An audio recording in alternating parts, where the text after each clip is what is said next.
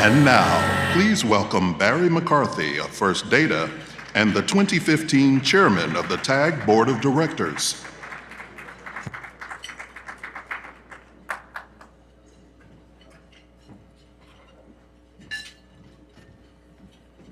Well, I hope you all agree with me. It's been a really outstanding day. I think the speakers this morning and these young companies that we got to see are really inspiring.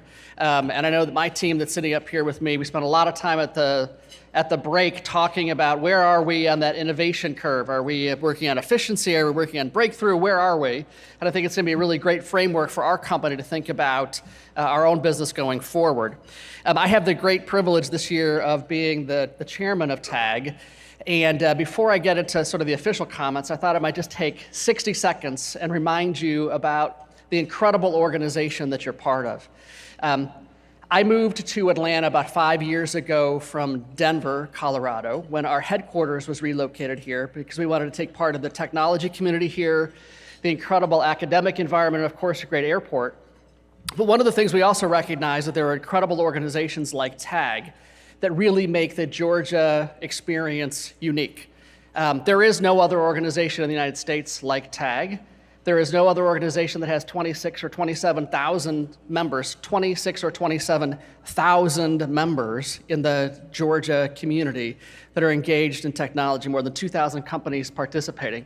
It's really, truly extraordinary, and I think one of the things that makes Georgia really unique. So I get to sort of commence our celebration of the members of our community whose hard work, creativity, and technology innovation have left an indelible mark here in the Atlanta community and the greater state of Georgia.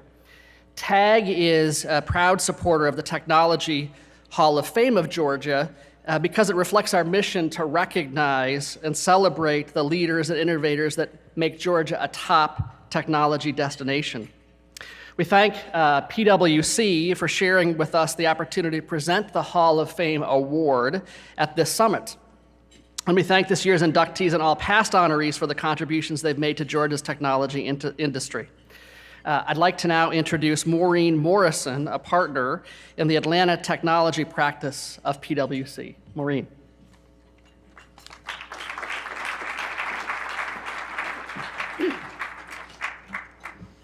Hi, I'm Maureen Morrison, a technology audit partner with PricewaterhouseCoopers. We at PwC are so proud to be able to continue our sponsorship of the Technology Hall of Fame of Georgia Award Program. For 22 years now, we have been honoring the men and women who have spent so much of their professional lives dedicated to the development and success of the technology industry in Georgia. And we'd also like to acknowledge the help of Georgia Tech as it relates to this program. We've got many of our Hall of Fame past award winners here with us today, so I'd like to call their names and have them stand for you, please. Jim Edenfield, Bill Goodhue, Dennis Hayes, Don House, Tycho Howle, John Imlay, Jeff Arnold, Sig Mosley, Trip Rackley, Leland Strange, and Bill Todd. Thank you, gentlemen. We appreciate you being here.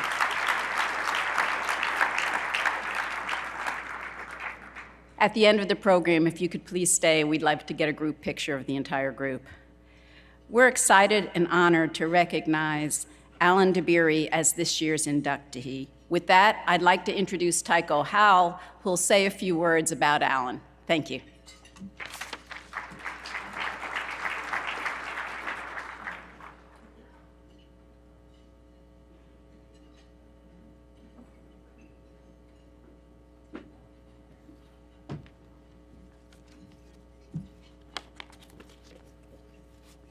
Good afternoon. Let me begin by thanking Tino and TAG for incorporating this award into the event today. Those of you who are recent on the tech scene likely are not aware of how far this organization has come under Tino's leadership. Before Tino, there was even a question of whether the organization could continue. Great job, Tino.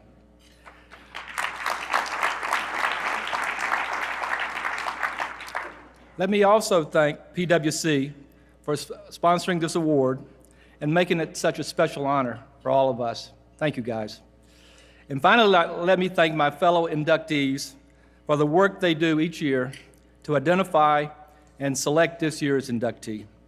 It is an extraordinary honor for me to be associated with you guys. I first met Alan in the mid-90s when he moved his software company, Manhattan Associates, from the West Coast to Atlanta.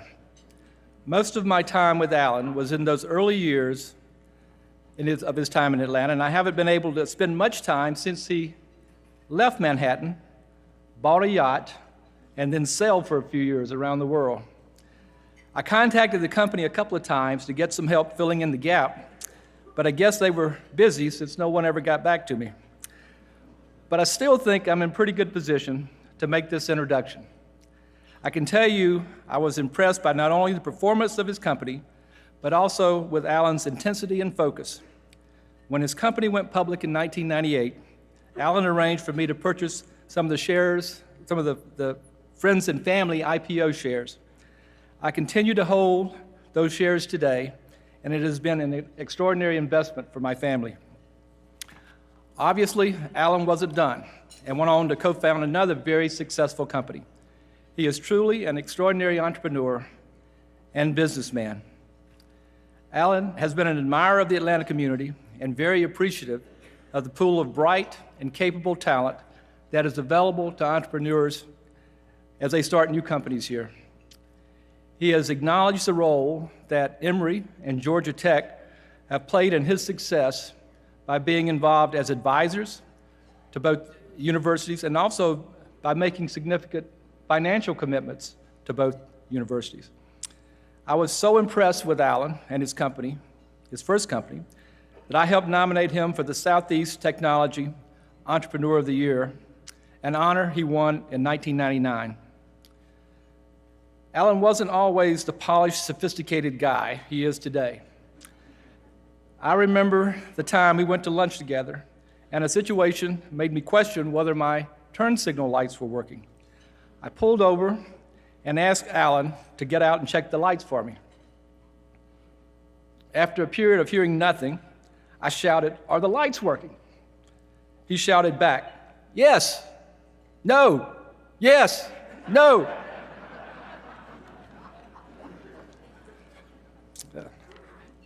I had another one here, Alan, and I'm going to tell you, it's a little off color. I think I'll do this one with you privately. So the next time someone who's about to introduce you before a large group asks for support, I would suggest you make sure they get what they need. Seriously, Alan's a great leader and an extraordinary asset to our community. And I think we have a video to talk about Alan for a few minutes.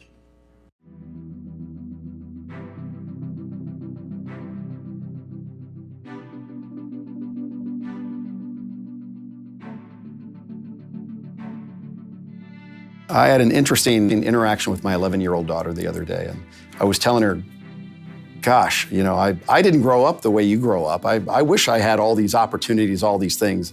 She looked at me and said, "Dad, every generation says that. I'm gonna look at my kids and I'm gonna say, when I was growing up, our cars didn't drive themselves." And I thought to myself, number one, how does she know that cars might drive themselves? She's 11 years old. What is her future gonna look like? I think we're coming into an age of innovation because of mobile and communications, because of miniaturization, because of material sciences. When I look at the world that my children are gonna grow up into, I think it's just a fantastic world that we're entering, and a fantastic age of innovation. Got a team together back in 1990.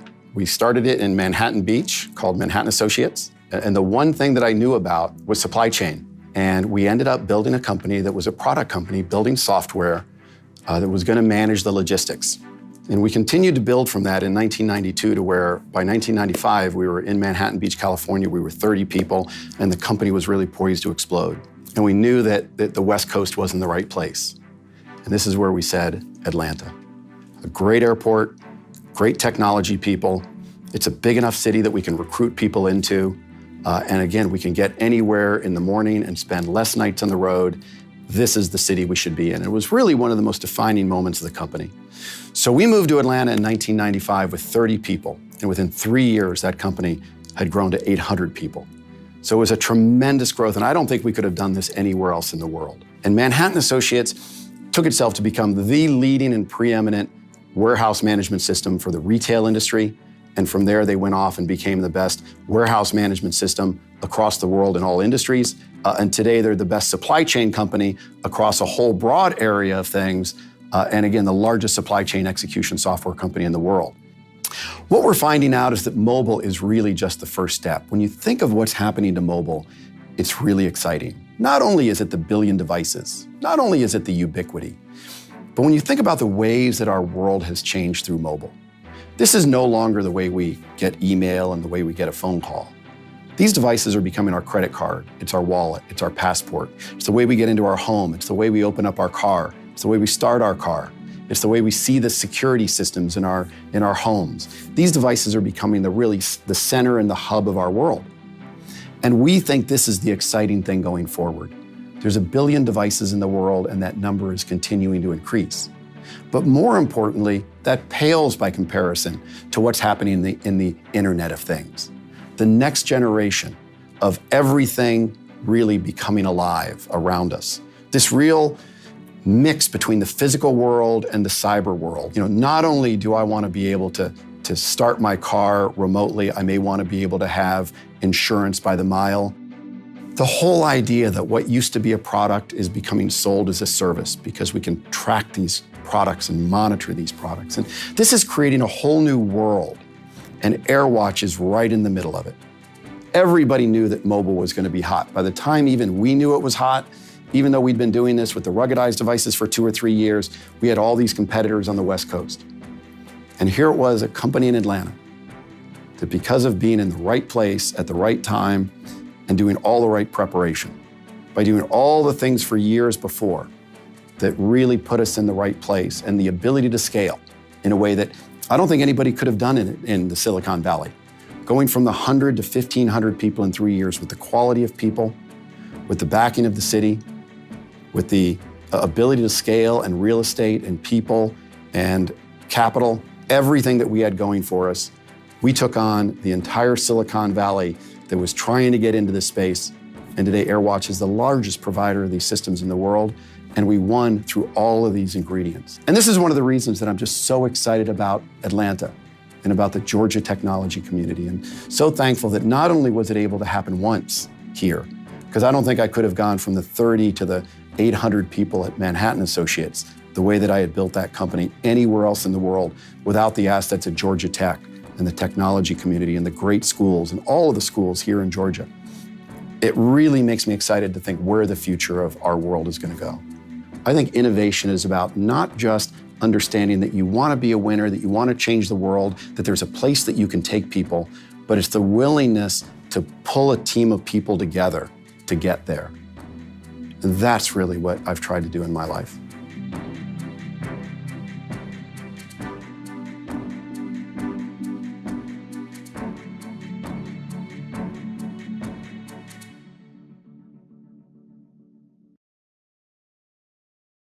Wow. To the Georgia technology community, let me say thank you very much. To a community that's given so much to me, I can't believe that you're giving even more.